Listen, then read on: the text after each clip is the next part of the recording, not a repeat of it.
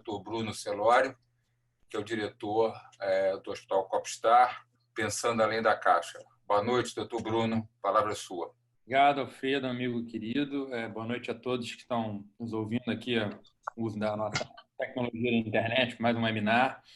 Mais um tema muito interessante para a gente discutir, que vai muito além de aspectos de segurança hospitalar, mas que acho que pode ter uma conexão muito grande com o que a gente vem fazendo hoje em dia. Então, mais uma vez, é um prazer enorme, em nome do Hospital Copstar, da Rede DO, ter a oportunidade de compartilhar aqui a moderação com meu amigo querido Dr. Alfredo Guarich, com pessoas ilustres aqui hoje junto conosco, como o Dr. Marcos Almeida, que vai fazer uma palestra daqui a pouco para a gente, meu grandíssimo amigo, junto com a doutora Carmen e o próprio Alfredo. Então, eu vou devolver a palavra aqui para o Alfredo para ele poder fazer as respectivas apresentações que o Dr. Marcos Almeida merece, para a gente poder começar a palestra. Especial, principalmente para o Marcos. Marcos hoje perdeu o pai. Tá? É um pai querido, um pai que lutou para viver, um pai que educou o filho, cuidou da família e já estava doente. Nós conversamos e o Marcos falou, mantenha a reunião. Hoje de manhã, 5 e pouco da manhã, conversamos às 7 horas da manhã, o pai dele já estava no céu. E ele novamente falou assim, missão será cumprida. Então eu queria pedir 30 segundos, uma breve oração para o Antônio Lázaro de Almeida, pai de Marcos de Almeida, que hoje nos deixou. E agradecer do fundo do meu coração o profissionalismo do Marcos de estar aqui num dia tão diferente, tão único na vida, quando a gente perde uma pessoa que é responsável por a gente trazer no mundo. 30 segundos de silêncio em homenagem a Antônio Lázaro de Almeida.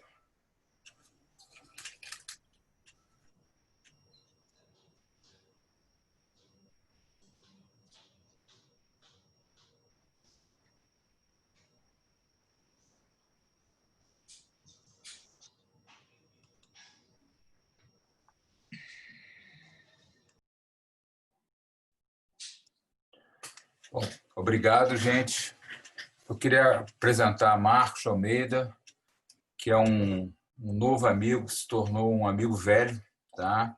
Eu queria que você se apresentasse, Marcos. Bom, boa noite a todos. Alfredo, obrigado pela homenagem ao meu pai. Ele era muito especial, realmente muito especial para mim. Mas a missão tem que ser cumprida e se eu não cumprisse essa missão, eu tenho certeza que ele ia, pelo menos, voltar para me dar uma bronca. Então, vamos lá.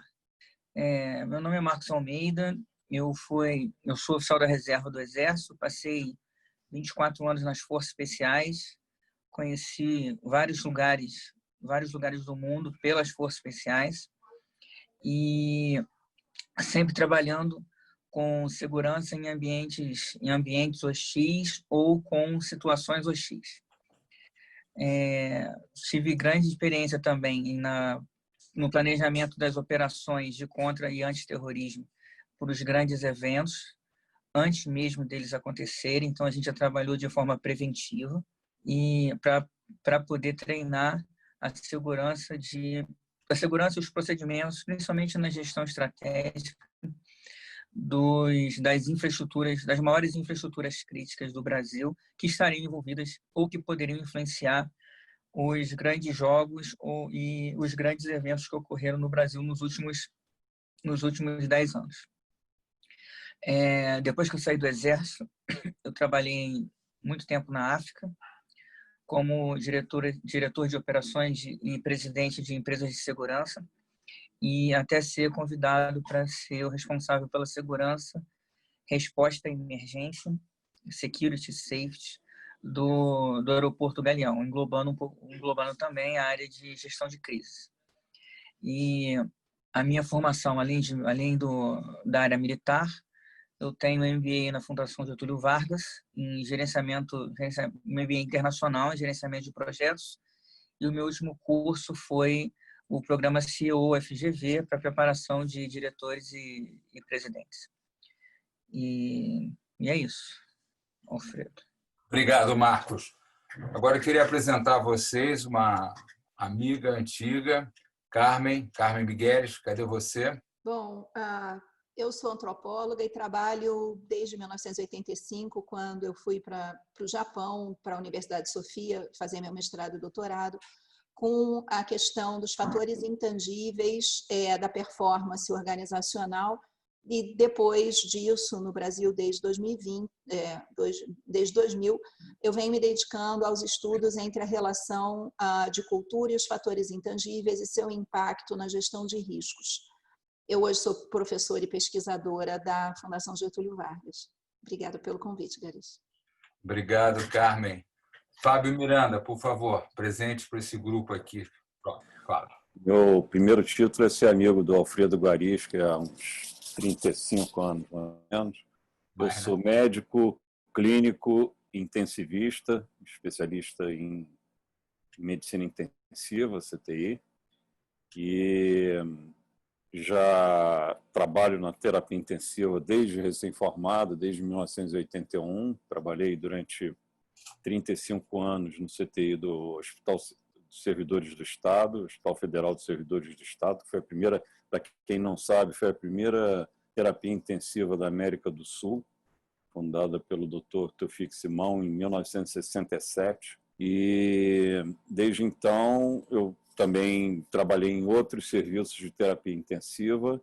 Atualmente eu tenho a honra de coordenar o CTI, ou os CTIs do Hospital Copa Star, além do Instituto Estadual do Cérebro Paulo Niemeyer.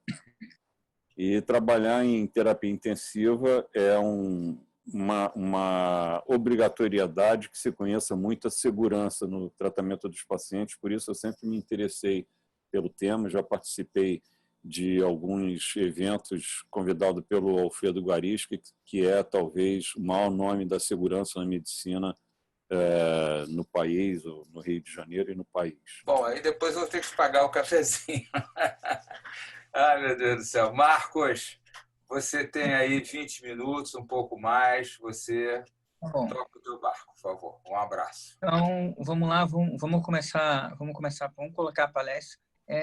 Foi uma honra ser convidado para essa palestra, em que eu vou falar um pouco sobre ecossistemas integrados, biossegurança, a relação entre segurança, security, safety e infraestruturas críticas e a correlação delas a infraestrutura crítica do setor aéreo com o setor de saúde, comparando um pouco o aeroporto do Galeão com um hospital genérico, ok?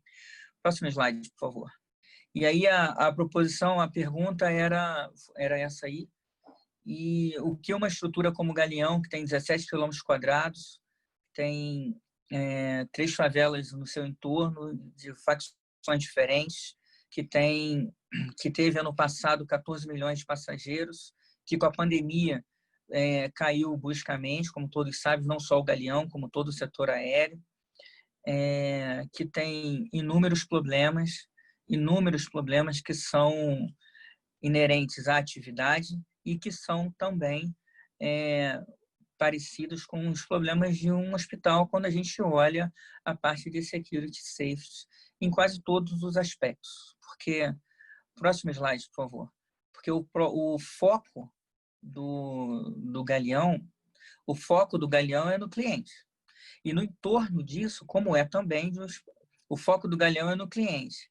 E como também é um hospital. Mas todas essas palavras que estão aí, todas essas ideias, também fazem parte tanto de uma como de outra estrutura. E todas elas têm que ser muito bem pensadas, têm que ser muito bem estudadas, têm que ser muito bem geridas por essas duas áreas de gestão que são muito importantes e, com certeza, influenciam diretamente a gestão de negócio, a continuidade do negócio e a solução das crises, sejam elas rotineiras ou estratégicas. Eu vou seguir essa agenda, é uma agenda simples, uma agenda que a gente vai passar, talvez não chegue nem nesses 20 minutos. Quando o passageiro ele chega para entrar no avião e ter o seu voo seguro, ele não consegue enxergar essa quantidade de atividades que são necessárias para que ele voe em segurança, para que ele tenha o seu bem-estar, para que ele tenha o seu conforto. Da mesma forma que no hospital, quando você entra para ser atendido, você não tem noção de tudo que acontece para que você seja bem atendido e que você saia de lá com a sua necessidade atendida. No aeroporto, esses campos que estão na faixa cinza, eles são muito bem cuidados por profissionais e por pessoas que estão totalmente dedicadas a isso, como são, comparativamente com o hospital, os profissionais do hospital. E aí, antes de a gente entrar no detalhe do Galeão, é bom a gente entender o que um aeroporto, e aí eu estou colocando, não é só o Galeão, mas o que o Galeão e todos os aeroportos influenciam direta ou indiretamente na sua região. Às vezes, se pensa quando a gente pensa sem ter o olhar macro, o olhar estratégico, o Galeão tem 17 mil pessoas que trabalham, 17 mil empregos, 17 mil salários. Eu tenho só 17 mil quilômetros quadrados. Será que é isso mesmo? Será que eu não influencio mais pessoas na minha região? Será que eu não influencio o PIB? São esses números que a gente está vendo aqui nesses slides. A influência que o Galeão tem com relação a PIB, com relação às pessoas da região aqui no Rio de Janeiro. E quando a gente olha, poxa, é tudo isso? É sim. E aí, quando a gente tenta expandir essa ideia, qual é a real influência da atividade de um hospital na sua região? Quando a gente pensa isso, não fica unicamente fechado na quantidade de pacientes que o hospital ele atende. É muito mais do que isso. Qual é o real impacto dessas infraestruturas na sociedade? Esse slide foi um exemplo de como o Galeão influencia essa região. Próximo slide, por favor. E aí, quando a gente entra e pensa no ecossistema aéreo, como que, na verdade, ele funciona? Quando os aviões eles estão voando, eles formam realmente uma malha? Quando o avião ele pousa num aeroporto, ele vem de um outro lugar, origem e destino, o que isso realmente influencia no globo? O que isso influencia na nossa região? O que isso influencia em outros lugares? Será que essa pergunta a gente deveria ter sido feita numa análise de risco maior quando a gente pensou quando se pensou em pandemia? O Galeão, na sua análise de risco, colocou lá em pandemia porque ele tinha a expertise, ele tem a expertise do seu sócio, que é Singapura. Mas será que os outros aeroportos também pensaram? E aí, eu estou falando dos outros, e eu não estou falando só do Brasil, porque todos fazem parte de um ecossistema aéreo que eu vou mostrar para vocês daqui a pouco. E aí, quando a gente pensa no ecossistema, e pensa nos riscos, e aí eu citei o risco da pandemia, mas existem vários outros riscos que podem influenciar um ecossistema tão complexo quanto esse, que tem o seu impacto, né, na sua região, na sua macro-região, e como a gente está vendo, dependendo da crise, dependendo do risco de forma global, como que a gente pode influenciar o ecossistema? Eu só vejo uma coisa, quando a gente entende que a inovação é a motivadora dessa influência. E aí a gente tem que entender por essas perguntas, e elas não se resumem a só elas, o que é a inovação ecossistêmica e por que ela é tão importante. Quando a gente entende isso, a gente consegue ver a importância de se fazer uma análise mais macro. E aí, o modelo que a gente utiliza no aeroporto, que é um modelo disruptivo, em que eu tenho que analisar em que momento da minha curva, em que momento da minha gestão eu estou, para que eu não perca o ponto de inflexão, para que eu continue a minha gestão proativa, a minha gestão positiva, eu tenho que admitir esse modelo disruptivo. E aí as minhas interações têm que ser mais rápidas. Eu tenho que ter a certeza da responsabilidade pessoal. Eu tenho que ter a noção do erro. Qual é o erro? Qual tipo de erro que eu admito e qual tipo de erro que eu não admito? Será que esse erro influencia o trabalho compartilhado ou ao contrário? O compartilhamento de conhecimento é importante? Eu usar aquele ciclo do PDCA ou qualquer outro nome que eu dê, eu botei aqui Recomece, é importante? Ou eu pensar fora da caixa é importante? E ele é importante em que modelo de gestão? Será que ele influencia a inovação ecossistêmica? Essas são as respostas ou perguntas que eu faço o tempo inteiro quando eu estou fazendo a gestão estratégica da minha área no Galeão. E a resposta que eu tenho para elas é sim. Eu tenho que pensar fora da caixa para eu ter um modelo disruptivo que me mantenha na proatividade das minhas atividades de segurança e safety, de security e safety. Porque o meu cenário é extremamente dinâmico. E esse dinamismo ele pode influenciar de forma muito impactante o meu negócio. E aí, ao influenciar o meu negócio, influencia o meu cliente, influencia a qualidade do serviço que eu presto, influencia o bem-estar, influencia a sociedade. Dentro desse processo, eu utilizo várias técnicas de gestão. E eu não vim aqui para poder ensinar ninguém técnica de gestão, mas todas elas me dão a responsabilidade ou me dão a capacidade de tomar as minhas decisões que, em caso uma crise aconteça por um risco que eu conheci ou não, que foi mitigado ou que não foi, que foi mitigado, mas não da forma que eu planejei, ou ele não foi mitigado e virou uma crise, eu tenho que tomar atitudes que me tragam para o prumo no menor tempo possível, para que o impacto seja o menor possível nas minhas atividades e, principalmente, na retomada da atividade.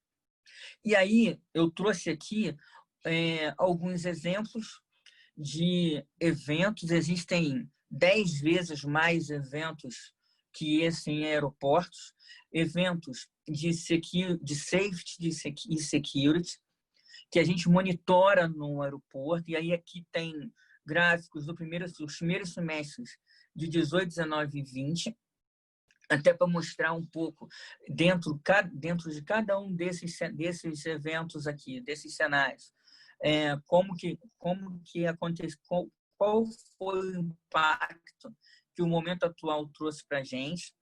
E aí, quando eu olho para o gráfico à direita e vejo que as curvas são descendentes, eu posso chegar à conclusão, poxa, então a gente está com relação a security safety, nós estamos num momento mais confortável, e isso é uma mentira. Esta curva descendente aqui, ela traz para mim um momento de atenção ou um momento de profissionalismo, de capacitação das minhas equipes muito maior. Porque se eu tenho uma queda de 95% utilização do aeroporto, mas ainda continuo com a minha infraestrutura, aqueles 5% que estão, eu tenho que prestar muito mais atenção neles. Porque ali, agora eu não posso admitir o erro. Porque um erro aqui, ele tem que ser analisado qualitativamente e não quantitativamente. Eu tenho que entender qual é o impacto desse evento para o momento que eu estou. E não comparar para trás. Antigamente eu tinha 3.000 casos, agora eu tenho 800 casos. Eu estou bom. Não estou bom. Qual é, de verdade, a gestão que eu estou fazendo para que aqueles 800 casos não sejam mais impactantes do que os 3.000 que eu tinha no passado, mas eu tinha todas as minhas equipes presentes.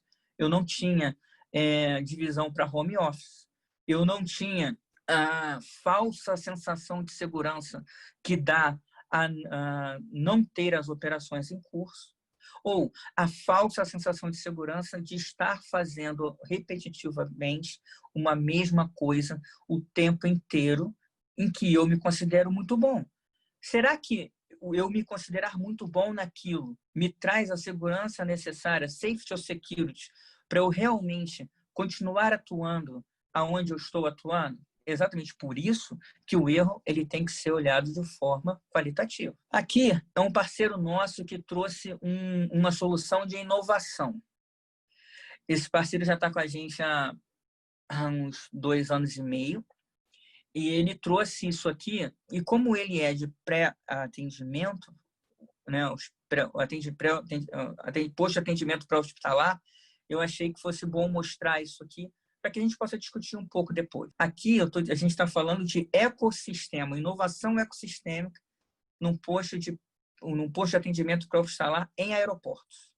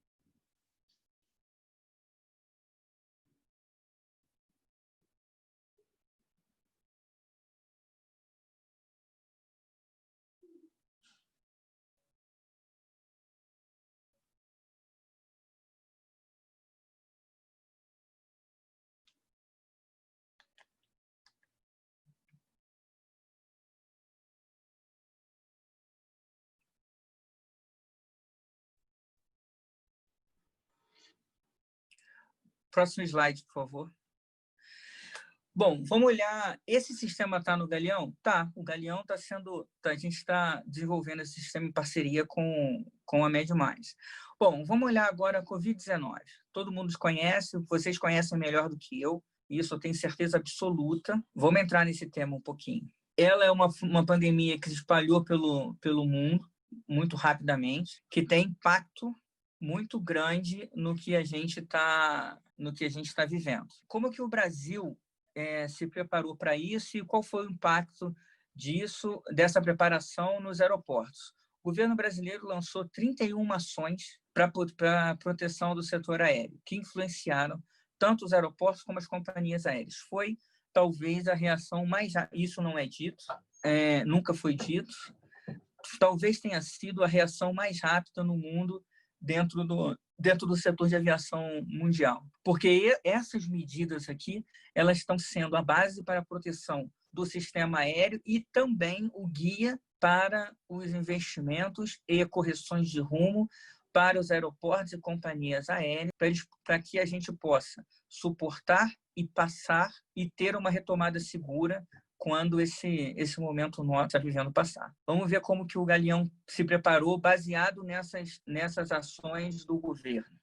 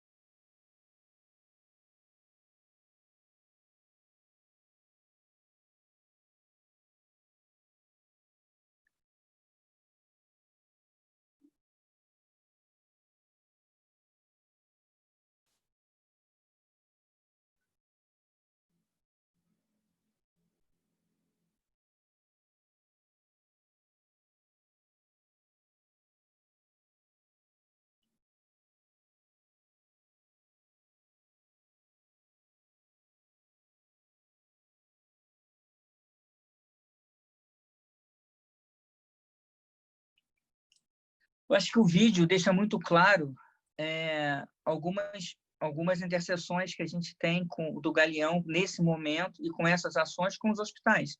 Eu tenho certeza que todos os hospitais eles já tinham e têm agora em muito melhor capacidade e muito melhor competência as ações que nós, aeroportos, já tínhamos e colocamos em prática e também melhoramos as nossas competências, que foram mostradas nesse vídeo. Quando eu estudo o cenário estratégico atual no aeroporto, a gente conseguiu responder essas 3 perguntas de uma forma muito positiva, porque nós estávamos preparados para ela. A gente tinha o estudo desse risco já na nossa área de riscos. é verdade que a gente tinha como impacto muito alto uma probabilidade baixa e que os nossos planos eles estavam sendo escritos, mas eles já tinham começado.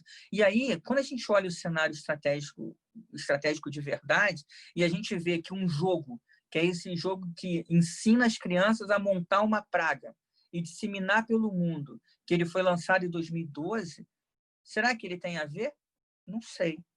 Será que quando esse cidadão aí, que acho que todo mundo conhece, e dentro desse evento, que todo mundo também conhece, em 2015, fala que a nossa maior crise do futuro vai ser contra um vírus, de onde ele tirou isso? E por que será que aconteceu em 2020? E por que será que aconteceu com essa forma de disseminação? E outra, e por que a gente colocou na análise de risco que a probabilidade era baixa? Por que as áreas de security safety, e aí isso foi no mundo inteiro, por que elas tiveram que se adaptar mais rapidamente e não admitir os erros? Para que a gente pudesse reagir de uma forma mais rápida a uma crise já instalada, e não para que a crise não se instalasse. Quais são e quais devem ser as nossas ações agora, e a partir de agora, para que, ao sair dessa pandemia, a gente não tenha outras com características, talvez, estratégicas parecidas.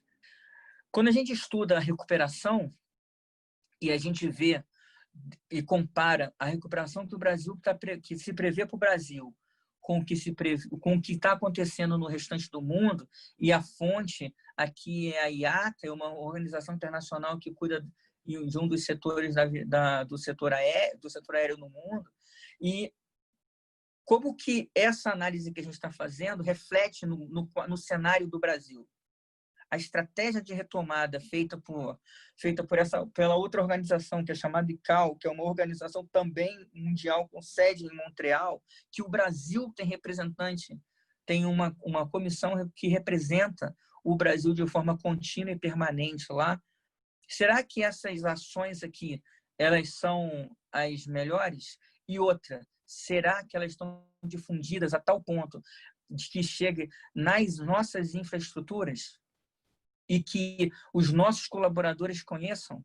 Eu posso garantir que o Galeão está aqui e ele está cumprindo com essa estratégia de retomada. Será que os hospitais estão? Será que as equipes de security safety estão preparadas para poder implementar essa estratégia de retomada? Será que a alta gestão, tanto de um quanto de outro lugar, entende a importância dessa estratégia? Quando eu olho para o setor aéreo e vejo o Galeão, sim, nós estamos. E eu acredito que também os hospitais, a Redditor, nós estão também. Pelo que eu vejo, pelas ações estratégicas que eu vejo que estão sendo executadas hoje e principalmente pelas projeções de futuro. E aí, já indo para a conclusão, veja os padrões de qualidade. Vamos olhar alguns padrões de qualidade. O Galeão teve o primeiro caso de Covid confirmado em fevereiro. Aí nós mandamos comprar os testes, que chegaram só em maio. Agora eu já tenho 40% dos meus integrantes todos testados e retestados, porque eles são a minha linha de frente. Eles são as pessoas que não podem estar em home office. Então, todos estão testados. Isso representa o efetivo orgânico do Galeão, representa que é quem eu testei, os 40%, né, da Rio Galeão, representam 2,3% da comunidade aeroportuária. Eu tenho certeza que o restante da minha comunidade aeroportuária, daquelas empresas que ainda estão trabalhando na linha de frente, elas também estão testando. Por quê? Porque nós temos reuniões periódicas, nós temos reuniões de estratégia e reuniões táticas operacionais para poder cobrar os padrões que nós admitimos, que nós aceitamos de qualidade lá dentro do aeroporto, que são direcionados pelos órgãos competentes, tanto pela ANAC como pela Anvisa, no caso do aeroporto. E aí a gente testa a qualidade do ar, testa a qualidade da água, tudo com parâmetro. E por causa dessa da perseguição da qualidade, da percepção de uma qualidade sustentável, o resultado ele vem.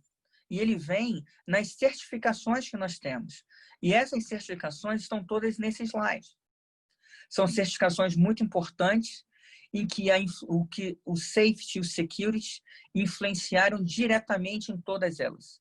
E essa influência fez até com que setores do aeroporto tivessem um incremento no passado, e esse incremento, um incremento de 45% na sua receita, no seu lucro, que é o que hoje é um dos fatores que garante a sustentabilidade do nosso negócio, a continuidade do nosso negócio. Security e safety, eles se transformaram numa peça muito estratégica na eliminação do erro, no conhecimento do erro, na análise qualitativa do erro e não quantitativa. E isso trouxe as nossas certificações. Próximo slide, por favor.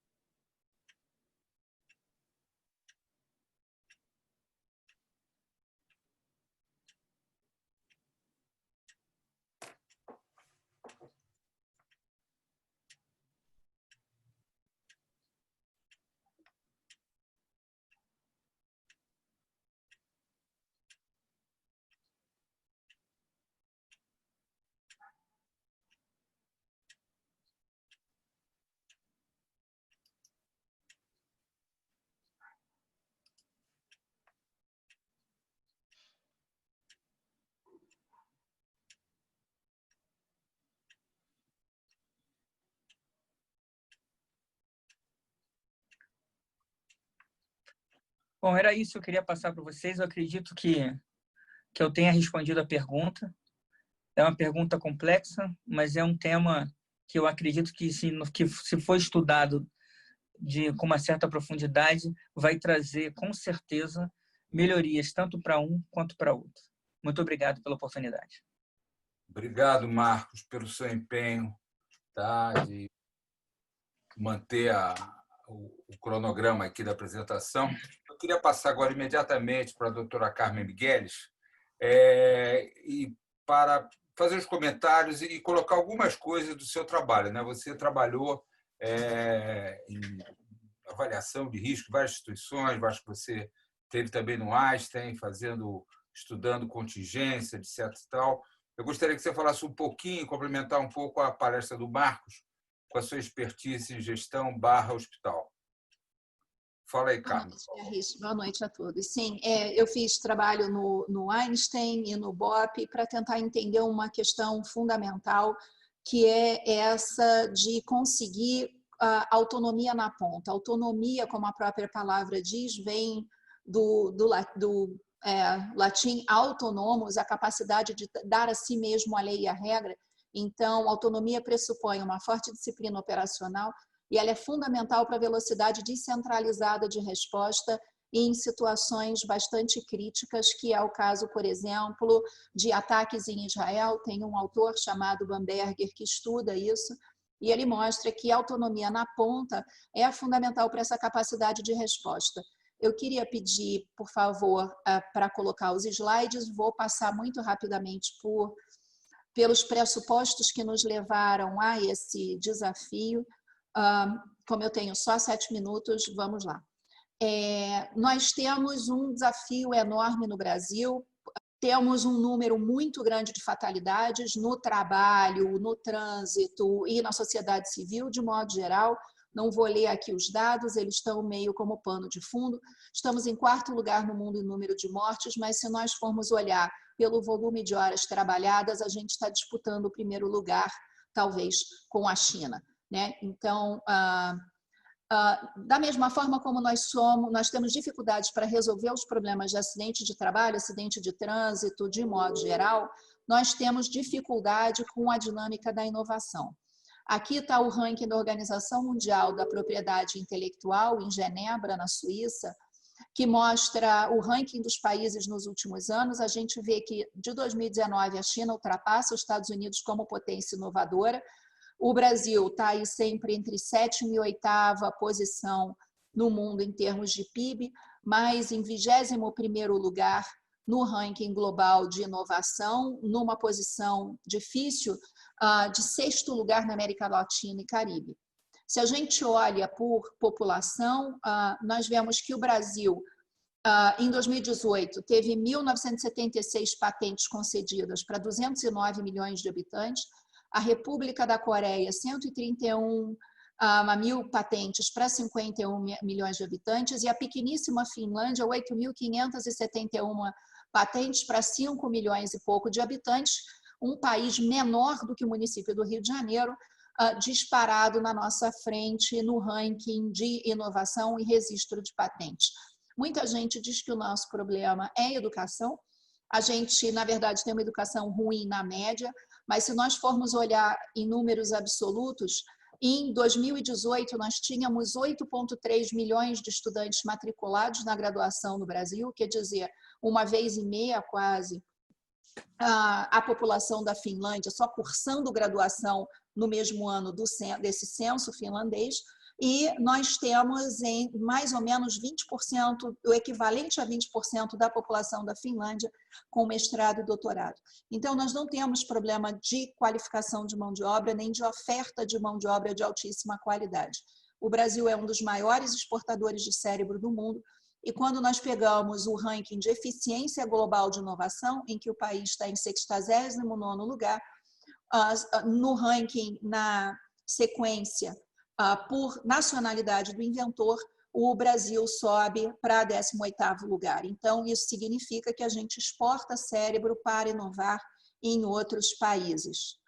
A razão disso está aqui, de acordo com a nossa linha de pesquisa, que já tem cerca de 30 anos estudando os fatores intangíveis da performance empresarial. O Brasil está ali, esse é o ranking do World Value Survey, um ranking global que é feito desde a década de 60, comparando os países em relação a uma série de fatores. O Brasil aparece aqui como um dos países do mundo com a menor propensão a confiar. E há uma relação direta entre propensão a confiar e performance das equipes e das organizações. Precisamos olhar para isso de frente. Um outro fator que impacta muito negativamente na nossa performance em gestão de risco, segurança e inovação, nos comparativos de cultura nacional, são 2 indicadores desse gráfico. Esse é o trabalho do Geert Hofstede, que também compara as culturas de acordo com essas 6 dimensões. Desde 1968, a cada 10 anos, ele retesta essas métricas. O Brasil é um país de alta distância de poder, nós temos muita distância entre Estado e sociedade e muita distância entre o topo e a base da organização. Nós somos um país relativamente coletivista, o individualismo é uma métrica medida em oposição ao coletivismo, cada um desses indicadores é uma propensão medida de 0 a 10. Nós somos um país popular da masculinidade que não interfere para isso, nós somos um país de fortíssima propensão a evitar incerteza. A conjugação entre alta distância de poder e forte propensão a evitar incerteza causa isso. Foco no curto prazo, foco na tarefa, foco nos riscos, no que pode dar errado, no que nos opõe. Isso cria dificuldade de resolver problemas complexos e sistêmicos, mantém a incerteza muito alta, cria dificuldade de criar coalizões orientadas para todos e a dificuldade de enxergar o que pode nos apoiar. Aqui está um gráfico, é um estudo global que vai sendo consolidado em diferentes países, que compara países de acordo com o grau de aversão à incerteza e distância de poder. Nós estamos ali no quadrante de baixo, à direita, no mesmo país que a França e outros países latinos, que pensam a organização de forma piramidal. Se a gente olha o resultado dessas duas características culturais na organização, nós gostamos de uma burocracia plena, de padronização de processos de trabalho e de muito poder para a tecnoestrutura. Isso significa que quem está na operação direta, principalmente no chão de fábrica ou nas atividades mais direta de atuação nas organizações, assistência de enfermagem, limpeza e essas coisas, tem zero de canal de fala e canal de participação na evolução das métricas. Não adiantava a gente dizer isso e não encontrar resultados. Pode ir passando, por favor. Essa aqui é a pirâmide da confiança, tal como o Lencioni pensou para as sociedades anglo-saxãs. Nesses países, a pirâmide começa ali no degrau de presença de confiança. Quando tem forte confiança, a gente tolera o conflito, a troca de ideias, isso facilita o comprometimento, aumenta a coragem de assumir responsabilidade e atenção a resultado. E nós pensávamos, tá, e no Brasil, que a gente é um país que tem menor propensão a confiar no mundo, como é que a gente constrói esse primeiro degrau? É em busca dessa solução que nós fomos estudar as organizações críticas, hospitais e tropas especiais são, na classificação internacional de organizações, consideradas organizações críticas, né? Critical Action Organization, e o que a gente viu é que a liderança compartilhada ao nível da execução da tarefa é que cria esse nível abaixo, aumentando a confiabilidade e a previsibilidade, na possibilidade de compartilhamento de conhecimento e visão comum de resultado, aumentando a confiança. Mais do que gerir as qualificações de A, B ou C, o que é importante é essa capacidade de compartilhar a liderança na busca de resultados que permite a integração das competências no nível da tarefa, aumentando a nossa capacidade de resolver problemas. Aqui está a publicação dos nossos estudos. Esses dois links em azul, depois se alguém quiser os slides, podemos facilmente compartilhar, está no SSRN, compartilhamento de pesquisas em andamento. E é isso que nós vimos no BOP, que o Dr. Garrish conhece bem essa história. O compartilhamento da responsabilidade pela gestão do risco no nível da tarefa foi fundamental para aumentar a capacidade de enfrentar riscos extremos com baixa consequência para os civis e para os militares envolvidos na tarefa. Obrigada pela atenção. Muito obrigado, Carmen. Muito bem. Agora eu queria chamar o Fábio. Fábio, cadê você? Oi. Fábio, bom, não tem um aeroporto que ele vai e vem. O Marcos colocou alguma coisa. A Carmen colocou um assunto que a gente já discutiu algumas vezes. E o Marcos também colocou, de uma maneira bem simples, é complexo de cachorro de vira-lata, né? Quer dizer, o que vem de fora é bom, né? E a gente tem uma visão assim importante de fazer o dever de casa e cumprir bem. Você chefia a passagem entre a vida e a morte. Bom, Alfredo, para começar, eu acho que você tocou num ponto que é preciso que as pessoas enxerguem de uma maneira um pouco diferente. O CTI já foi considerado a anticâmara da morte. Me lembro até que houve uma publicação na mídia leiga alguns anos atrás, uns 25, 30 anos atrás, e as pessoas tinham essa ideia de que o paciente ia para o CTI e ia ficar entre a vida, que muitos não voltavam para a vida. Esse conceito de terapia intensiva já mudou bastante. Eu, quando comecei a terapia intensiva há 40 anos atrás, existia muito disso. O número de leitos de terapia intensiva nos hospitais era muito reduzido. Inclusive, havia muitos hospitais que nem tinham serviço de terapia intensiva. Hoje em dia, o serviço de terapia intensiva a gente admite como um serviço moderno é aquele que admite pacientes muito antes deles atingirem um estágio de gravidade tal que ele vai realmente ficar entre a vida e a morte. Então, na terapia intensiva, nós fazemos hoje muito mais o trabalho de profilaxia da gravidade do que propriamente do tratamento da gravidade. Evidentemente que nós temos muitos pacientes que já vão para a terapia intensiva num quadro gravíssimo, mas a nossa função hoje é mais de evitar que o paciente atinja uma gravidade tal que ele vai ficar entre a vida e a morte. Por isso que cada vez mais se fala em segurança dentro do serviço de terapia intensiva, né? Se tivesse que escolher uma palavra para simbolizar a medicina intensiva, talvez fosse segurança. Exatamente porque lá é o local da gente monitorizar o paciente. Monitorizar, que quer dizer exatamente você poder ter um nível de vigilância do paciente, e a vigilância não só a vigilância visual e vigilância através de equipamentos, mas principalmente vigilância tentando prever quais seriam as complicações que o paciente poderia apresentar pelo menos durante a permanência dele na terapia intensiva. É claro que nós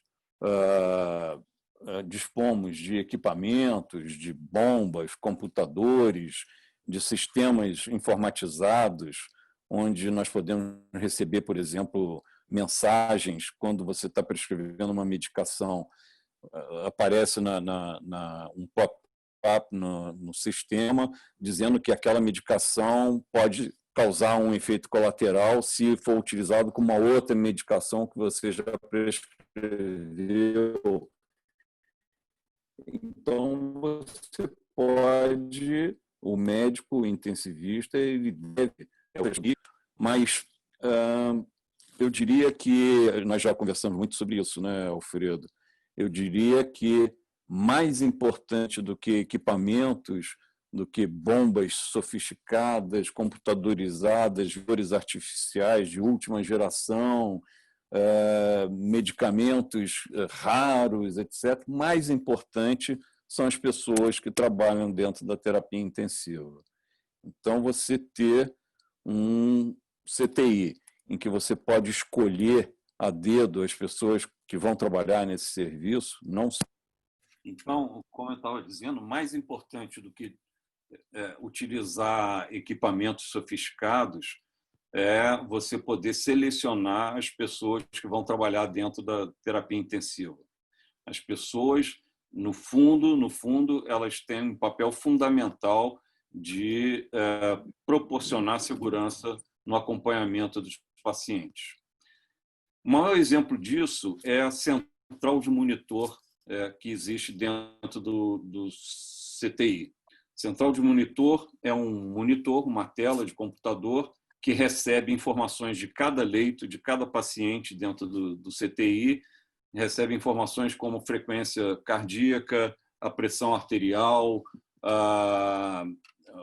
o nível de oxigenação do sangue do paciente e outros dados que podem ser fornecidos a essa central de monitor. E você seta parâmetros máximos e mínimos para que o monitor toque um alarme cada vez que essa faixa de segurança seja ultrapassada, para cima ou para baixo. Muito bem. Quase todo CTI, ou eu diria todos os CTIs, pelo menos os que eu conheço, no Brasil e no exterior, dispõem de uma central de monitor. Aparentemente, isso daí proporcionaria uma certa segurança, quer dizer, qualquer alteração em parâmetro do paciente, o monitor vai alarmar. O que acontece na vida real? É que o alarme toca e as pessoas já estão com uma estafa auditiva do alarme tocando e não dão a importância devida ao som do alarme. Se você, por outro lado, coloca uma pessoa disponível para tomar conta da central de monitorização, essa pessoa tem que estar durante o tempo, porque é uma coisa extremamente estressante a pessoa ficar o tempo todo prestando atenção no monitor para ver se vai ter alguém saindo para cima ou para baixo da faixa de segurança dos alarmes. Então, nós desenvolvendo um sistema que é o que nós chamamos de monitorando o monitor, que consiste numa pessoa, de fato, que fique tomando conta dos alarmes dentro da terapia intensiva, mas essa pessoa vai ser trocada a cada período de, no máximo, 4 horas, que nós julgamos que seja um período razoável para que a pessoa não comece a incorrer no que a gente chama de burnout, né? Que é o estresse do profissional dentro do serviço, em que ele fica limitado a prestar atenção a uma coisa e só fazer uma coisa, e isso acaba gerando o estresse do profissional e queda do seu rendimento, né? Esse sistema de monitorando o monitor é muito interessante porque ele fica com fone de ouvido para só ouvir música, não sofrer interferência do som ambiente, né? Não alguém que chega e conversa com ele, não, ele só pode olhar para o monitor com fone de ouvido ouvindo música. A partir do momento em que algum alarme toca, a música para automaticamente e ele então tem que olhar para o monitor de cima, onde ele vai ver qual é o leito que está alarmando, qual é o tipo de alarme, e num outro monitor ao lado ele tem a visão direta do que está ocorrendo no leito do paciente. E a partir disso, se ele olha, tem um paciente que estão fazendo banho, alarmou a frequência cardíaca. Ele olha, estão dando banho, provavelmente esqueceram de desligar o alarme ou está sendo alarmado por artefato e não é de fato um alarme. Ao passo que se ele olha para o leito e o paciente está sozinho e está tocando o alarme da pressão arterial ou da frequência cardíaca ou da saturação, imediatamente ele dispara um sistema de acionamento para que a enfermeira XYZ vá direto ao leito para tomar as medidas necessárias para que esse paciente não venha a complicar. Então, hoje, o serviço de terapia intensiva, como eu falei, ele é muito mais para se evitar complicações, também para se tratar complicações. Os computadores, os sistemas de informática, o prontuário eletrônico, tudo isso contribui muito. Mas a interação entre as equipes, a equipe multiprofissional, e, sobretudo, a compreensão da gestão do hospital, da importância de investir no treinamento das pessoas constante, né? Não só investir na hora de contratar o profissional, e para isso a remuneração tem que ser boa, mas principalmente de investir no treinamento constante desses profissionais. Então, o serviço de educação continuada, juntamente com o serviço de qualidade, é que dentro de hospital são os principais fornecedores dos dados de segurança do hospital. Bem, pegando a carona da Covid, que o nosso amigo Marcos já falou bastante, eu acho que esse é um exemplo atual de que os hospitais, os bons, os melhores hospitais, se diferenciam exatamente nos fluxos. Nós temos hoje uma doença que não vai nos deixar tão cedo. Nós temos que aprender a conviver com a Covid. Então, os hospitais, como o nosso Hospital Copastar, criou fluxos fluxos de pacientes, de funcionários, de equipamentos, de suprimentos, totalmente apartados do fluxo do paciente não Covid. Então, eu diria que hoje, com tudo que é feito voltado com esse olhar para separar o paciente Covid do paciente não Covid, eu poderia dizer que hoje o nosso hospital e a maioria dos bons hospitais é mais seguro, um ambiente mais seguro com relação à Covid que eu estou falando, do que, por exemplo, um estabelecimento comercial, um shopping uma loja, exatamente porque toda a atenção da nossa gestão está voltada para a segurança desses pacientes. Então, é curioso, porque nós médicos estamos agora num momento de dificuldade de falar para o paciente: vá ao hospital porque o senhor tem que fazer o exame XYZ. Doutor, eu tenho medo de pegar Covid, eu já estou desde o início da pandemia, trancafiado em casa, não falo com ninguém, não vejo ninguém, assim, mas o senhor precisa fazer esse exame porque precisamos ter certeza do que está acontecendo com o senhor. E o senhor, eu estou examinando o senhor e estou dizendo que o senhor precisa fazer o exame. Ah, doutor, sim. Aí eu explico para ele, assim, hoje é mais seguro ir a um hospital do que ir ao... O senhor vai ao supermercado? Se vou. Pois é, no hospital é mais seguro do que o supermercado com relação à Covid.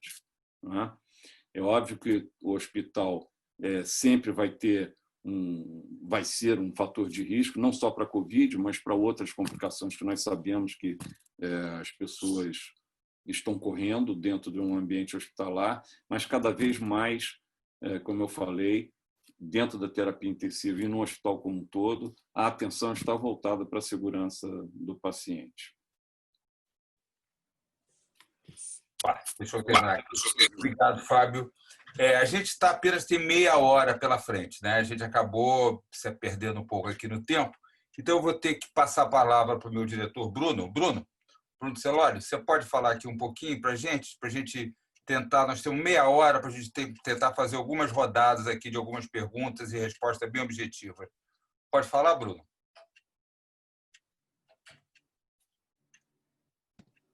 Pronto.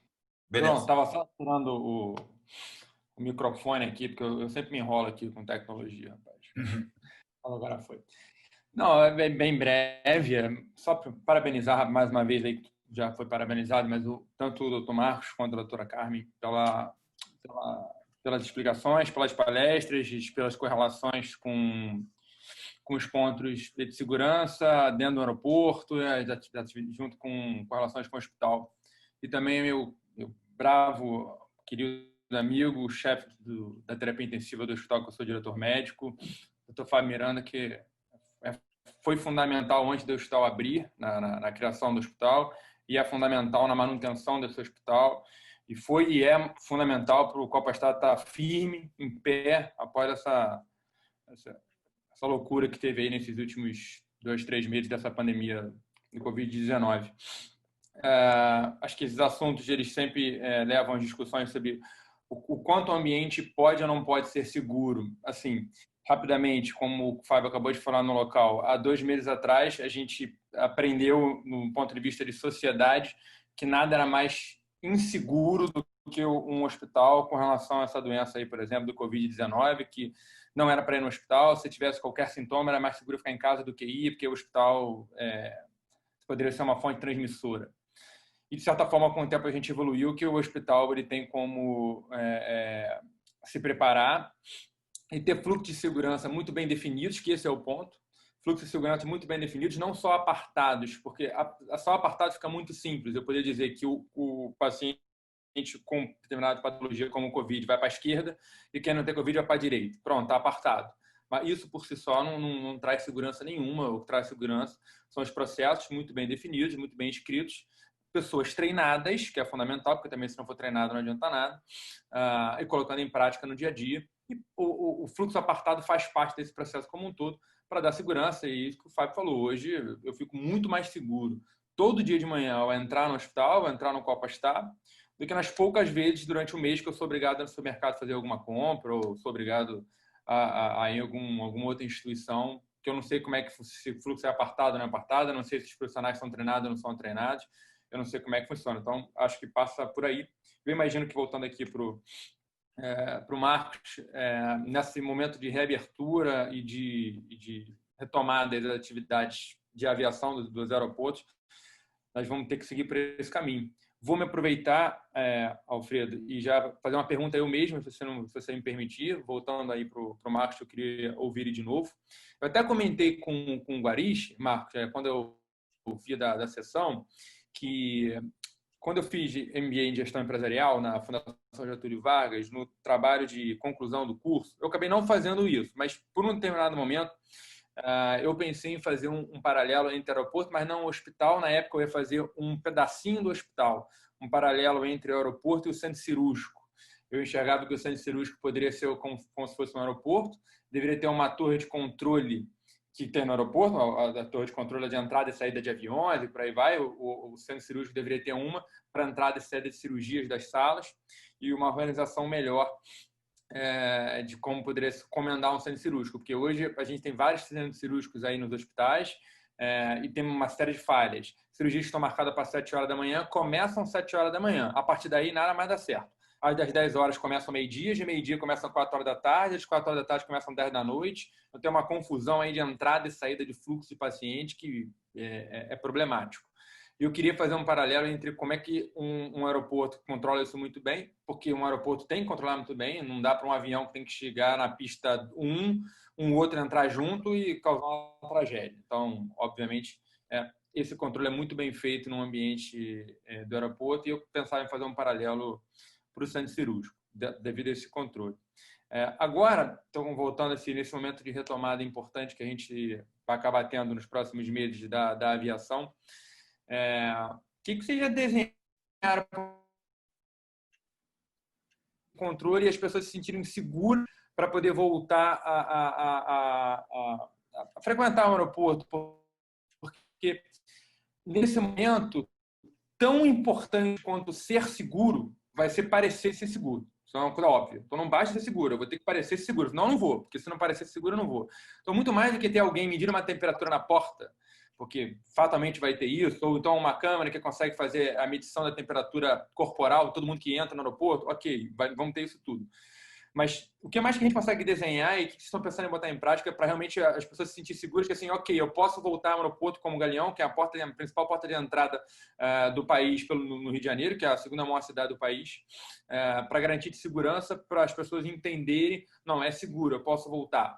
Da mesma forma que a gente fez aqui no hospital, como o Fábio já colocou, os fluxos apartados, pessoas separadas, andares distintos, testagens seriadas de profissionais. Hoje, 40% dos profissionais que trabalham no Copastar já tiveram a doença, então são considerados imunizados. Se a gente lembrar os critérios de imunização de rebanho, ou seja, um ambiente que não transmite mais a doença, é acima de 60%, o Copastar já está com 40%, daqui a pouco vou poder dizer que o ambiente Copastar não transmite mais a doença, porque todo mundo lá é imunizado. Então, tem uma série de ações. Então, um aeroporto, uma estrutura extremamente complexa, como o gigantesco aeroporto Galeão. Em que pé a gente está nisso? Se o Alfredo me permitir fazer essa pergunta, não permitir para eu entender. Já está feito. Eu só queria alertar o seguinte, são 8h38, então a gente vai ter que gerenciar tempo, gente. Um minuto, Marcos, eu vou ser bastante duro para um Força Especial aí. Marcos, e aí? Você está pronto?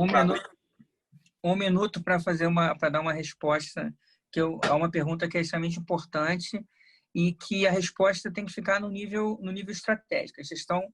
Gestão corporativa, decisões top-down, que tem que mudar processos, que tem que ser muito bem executados, como você mesmo falou, dos processos que vocês executam no hospital, e que, principalmente, tem que estar alinhados com as diretrizes que o governo dá, para que o sistema aéreo como um todo seja visto como seguro. Não adianta nada, a curva de confiança para o setor aéreo, ela só vai mudar e só vai ter um crescimento que seja importante para a retomada se o setor aéreo inteiro crescer no nível de confiança do usuário. E aí ele só cresce de confiança no usuário se todo o sistema aéreo tenha mudado os seus procedimentos e esteja fazendo exatamente o que prescreve para que o cliente se sinta seguro. E aí, mas não adianta eu fazer o procedimento se eu não mostro que eu estou fazendo o procedimento. A confiança é uma coisa que se constrói. Eu posso ligar para uma pessoa, telemarketing, eu ligo para fazer uma compra, uma venda, eu ligo 7 vezes para a mesma pessoa, oferecendo o mesmo produto. Aí eu tenho a venda. Confiança, eu tenho que falar várias vezes para a mesma pessoa e mostrar para ela várias vezes que eu consigo fazer aquilo que eu estou dizendo que estou fazendo. E ela, a partir daí ela se sente segura. Mas o que adianta eu fazer aqui e não está sendo feito na outro ponto? É exatamente por isso que o ecossistema tem que funcionar. E esse ecossistema ele se autorregula. Ele se autorregula baseado em políticas estratégicas, baseado em direcionamento governamental, baseado em diretrizes corporativas e de governança, e aí a gente vem descendo o nível até o nível dos procedimentos. E depois faz a exposição desses procedimentos para quem de direito e vai criando e melhorando cada vez mais a confiança. Eu acredito que são processos sólidos que fazem com que a confiança seja criada e que a retomada seja feita de forma sustentável para que a gente tenha o cliente de volta. Ok, Marcos, deu 2 minutos e 15 segundos, tá? Então, a gente vai ter que segurar o tempo, gente, senão não vai dar certo. Eu vou fazer uma pergunta para a Carmen, para o Fábio e para você, Marcos, tá? Todo mundo falou que tem eventos adversos. A pergunta simples e direta: quem é que deve informar o evento adverso? Quem deve receber? 1 minuto, Carmen Migueles, por favor. Evento adverso. Quem é que deve informar? Eu boto um drone olhando, boto uma câmera secreta, ou o sujeito vai lá no balcão e escreve: isso aconteceu errado. Como é que vocês acham, cada um diga, como é que vocês imaginam o modelo que possa funcionar na cultura brasileira? Então, Garis, na cultura brasileira, como a gente não tem rota de comunicação ascendente, há sempre uma dificuldade muito grande para o indivíduo que está na ponta, vendo o problema, ter velocidade de resposta. Nós criticamos muito a China por ter demorado muito a noticiar a pandemia, né? Mas foi exatamente isso, um grande número de instâncias intermediárias, cada um olhando para um risco diferente, um para o risco político, outro para o risco econômico, outro para outro risco. No fim, a contingência do problema se perdeu. Então, essa questão da estrutura do canal ascendente ela é fundamental, e é quem está na ponta da operação, vendo aquilo que a gente chama em pesquisa de gestão de risco, que são os sinais fracos, a gente poder comunicar a partir do sinal fraco, e o sinal fraco é visto por quem está na ponta, quem está na operação. Perfeito. Fábio, como é que você vê essa questão, Fábio? Eu enxergo da seguinte maneira: a principal liderança médica deve ser o comunicador dos eventos adversos, dos efeitos colaterais e das complicações ocorridas no hospital.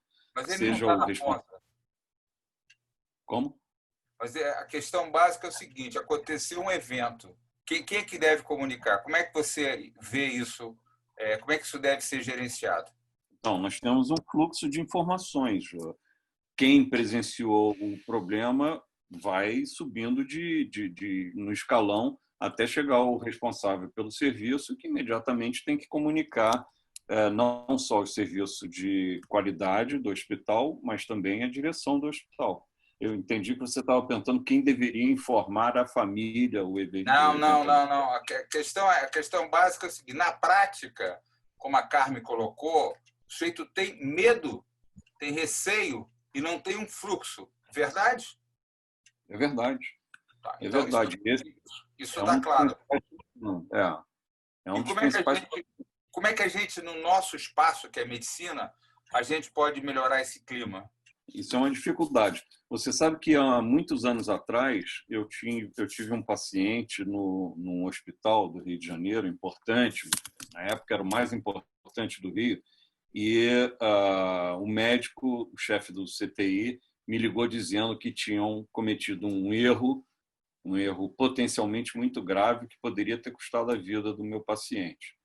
Fui imediatamente para lá, cheguei lá, disse: olha, o técnico de enfermagem injetou o medicamento X e era para ter injetado o medicamento Y, isso provocou uma arritmia cardíaca no paciente, a pressão caiu, ele mesmo identificou o problema, chamou a enfermeira, chefe do CTI, chamou o médico, todo mundo se juntou, resolveram o problema em curto espaço de tempo, que foi exatamente o momento em que eu cheguei. cuidamos do paciente, está estável e tal, fui para a sala da enfermagem e perguntei para a enfermeira, o que vocês vão fazer com esse técnico? Foi a minha primeira pergunta. Assim, tipo, normalmente a cultura que imperava em todos os hospitais que eu conhecia era demissão sumária, né? Um erro que poderia ter matado o paciente, tem que ir embora. E eu perguntei, o que vocês vão fazer? Assim, doutor Fábio, nós vamos afastá-lo do serviço temporariamente, ele não vai ser desligado do hospital, ele vai passar por um período de aproximadamente 2 meses, não me lembro exatamente, num curso de retreinamento. Ele já é um funcionário antigo, nós conhecemos ele, é um bom funcionário, então nós vamos investir num retreinamento dessa pessoa. Quando ele voltar, ele vai ter um tutor da enfermagem tomando conta dele durante mais um período X, e considerado que está tudo bem, ele volta a trabalhar como todos os outros. Aí eu falei, ele não vai ser demitido? Então, não vai ser demitido. Por quê? Porque se ele for demitido, nós vamos ter que admitir outro no lugar dele. E esse outro vai ser menos conhecido do que ele. Então, ele vai poder fazer o mesmo tipo de erro ou até piores.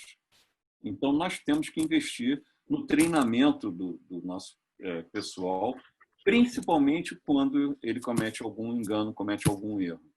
Tem que ter descanso e tem que ser treinado constantemente. Beleza, Fábio. E aí? Lá no Copa Estado, isso já ocorreu também algumas vezes. E eu vi o Dr. Bruno, que é o nosso diretor, como o Dr. Pantoja, que é o diretor-geral, assumindo posturas bem semelhantes, assim como a nossa gerente de enfermagem. Beleza. Eu acho isso muito interessante, muito interessante. Perfeito. Marcos, e aí, como é que vocês resolvem as questões dos eventos adversos dentro do aeroporto? Como é que vocês lidam com essa questão? Um minuto, por favor. Tá, a gente primeiro tem um sistema, e esse sistema ele proporciona o fluxo de comunicação e informação de baixo para cima, né? Com treinamento, logicamente, desenvolvimento de líderes em todos os níveis, de forma que a informação ela flua nos dois sentidos. Mas nós também consideramos como muito mais importante a busca da causa do incidente do que propriamente dito do responsável, do dolo daquele incidente. Então, a gente busca a causa, estuda, trata a causa, recapacita o profissional e, com isso, traz a melhoria para o sistema.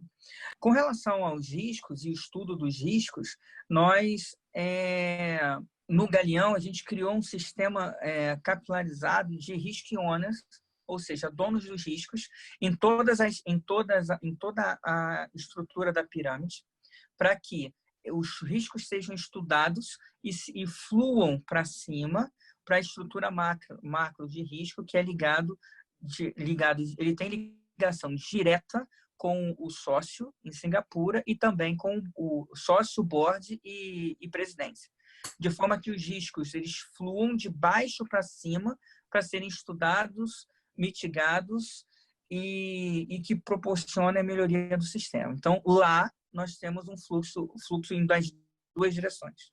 Obrigado, Marco.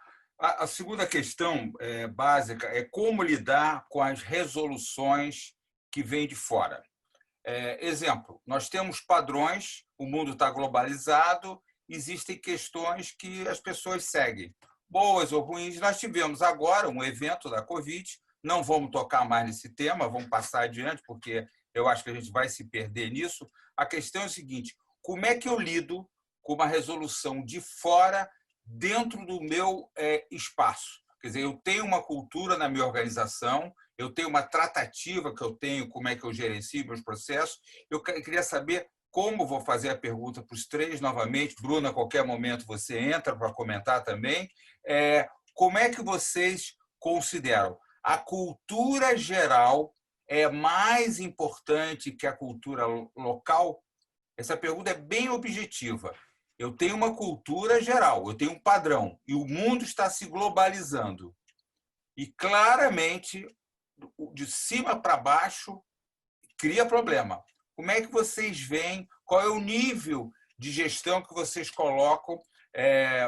Carmen, de uma maneira mais geral, Fábio dentro de uma grande rede, Marcos com um patrão, inclusive, fora do país. Como é que vocês veem o comportamento da gestão em relação à cultura externa e à praticidade do mundo real que vocês vivem? Carmen, eu vou pedir, por favor, 1 minuto. Nós temos 10 minutos para encerrar esse evento. Por favor, Carmen, 1 minuto.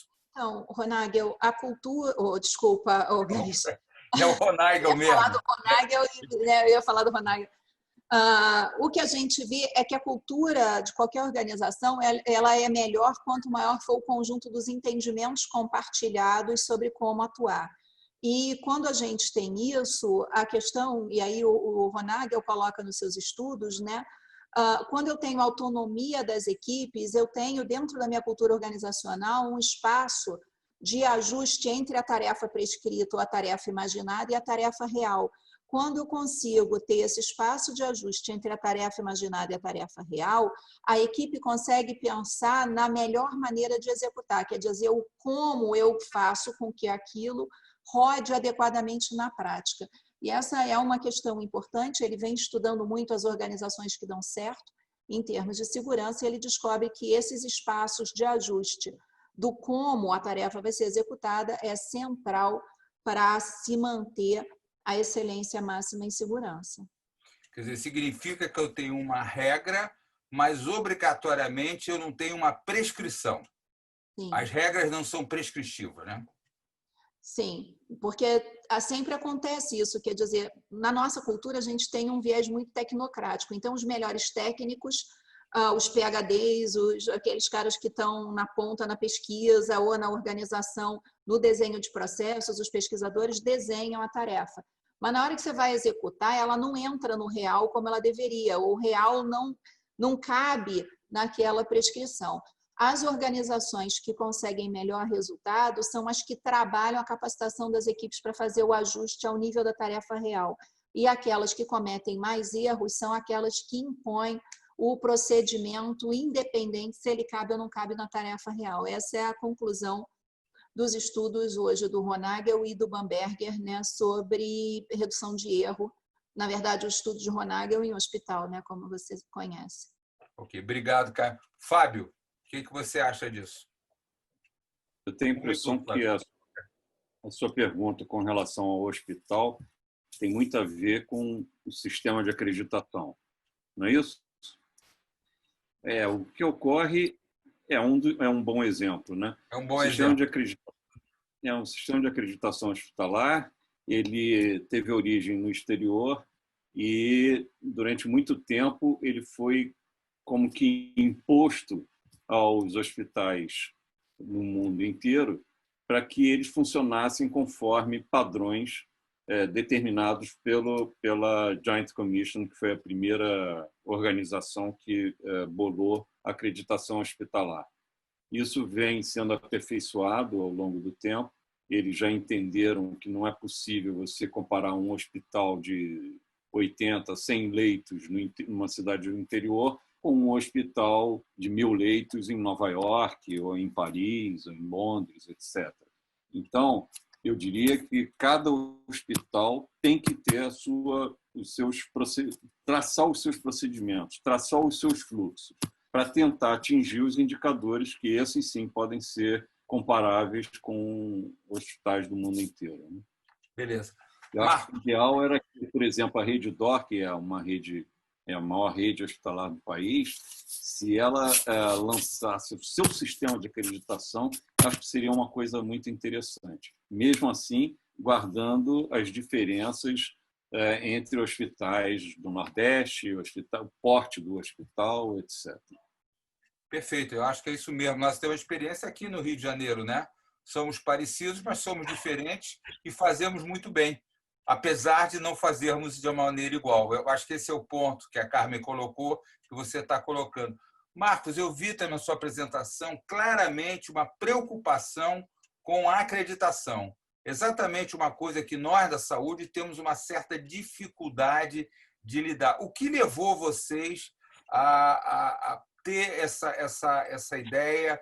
Porque eu imagino que um aeroporto como o nosso, do Galeão, com a dificuldade que nós temos, entendeu? Vocês fazem um excelente trabalho. Então, como é que vocês lidam com isso? Como é que fica a cultura top-down para vocês? Como é que vocês gerenciam essa questão? A gente trabalha com lições aprendidas, compartilhamento de informações com outro, dentro do ecossistema, com outros aeroportos, em que, desde a Olimpíada para cá, a gente tem conseguido montar esse ecossistema com o seguinte sentimento: safety e security não é competição. Não existe concorrência de negócio em safety e security. Existe melhoria constante do processo para que cada elo da corrente se fortaleça. E aí, para que uma determinação top-down seja colocada nos aeroportos, elas passam por estudos de melhores práticas no mundo. Vamos botar uma top-down vinda da nossa agência reguladora, por exemplo. Os aeroportos fazem estudo das melhores práticas como isso acontece. Faz a adaptação dessa norma para a realidade do aeroporto. E depois faz a capacitação de toda a sua cadeia dentro daquilo que ela entende e que está coerente com a norma que foi colocada top-down para o seu cenário. Então, é uma adaptação do que foi colocado para o cenário específico de cada aeroporto. E aí você vê a mesma norma que foi top-down sendo cumprida, mas, porém, de formas diferentes por cada aeroporto, baseado na dinâmica do seu cenário. Então, quando você junta compartilhamento de informações, lições aprendidas, adequação da norma ao cenário e capacitação de todos os elos, de todos os entes influenciados por essa norma, você chega à melhor forma de se cumprir a norma top-down. Beleza. Então, a lição básica que todos os três concordam é que se eu tenho uma receita excelente, mas eu não tenho um bom cozinheiro, eu vou comer mal, né? Exatamente. Eu acho que é isso. Nós estamos terminando agora. Bruno, por favor, palavrinha aqui, terminando. Bruno? Estamos aqui. Na verdade, não tem pouca coisa a acrescentar. Na verdade, Alfredo, como sempre, agradecer aí os temas das palestras que você conduz muito bem e ter a oportunidade de moderar e estar ao seu lado, para mim, é muito significativo. Para o Copastar, mais ainda, e falo em nome aqui da família Redditor, do Copastar, e agradeço a todos a palestra do Marco, doutora Carmen, as palavras aí do Fábio também, e estaremos nas próximas também, se Deus quiser. Obrigado, Guaris. Obrigado, meu diretor. Carmen Migueles, por favor. 45 segundos, Carmen. Sem som. Está sem som. Sim. Eu só tenho a agradecer, Guaris, e agradecer não só a oportunidade de mostrar as pesquisas que a gente faz no Centro de Gestão de Riscos da FGV, mas também de aprender, ouvir o Marcos Almeida mais uma vez, ouvir o Dr. Fábio e o Dr. Bruno, é muito bom, porque a gente pode comparar tropas especiais, gestão de aeroportos, gestão de hospitais, é uma riqueza muito grande para a gente. Obrigado, Carmen. Fábio Miranda, por favor. Bom, obrigado, Alfredo. Foi uma oportunidade muito interessante. Ouvir profissionais gabaritados de outras áreas é uma coisa sempre enriquecedora. Eu acho que o médico fica muito bitolado dentro do hospital, dentro do seu consultório, e ouvir profissionais de outras áreas é muito bom. Eu digo que dentro da terapia intensiva, quando eu escolho a minha equipe, eu gosto de misturar cigarras e formigas.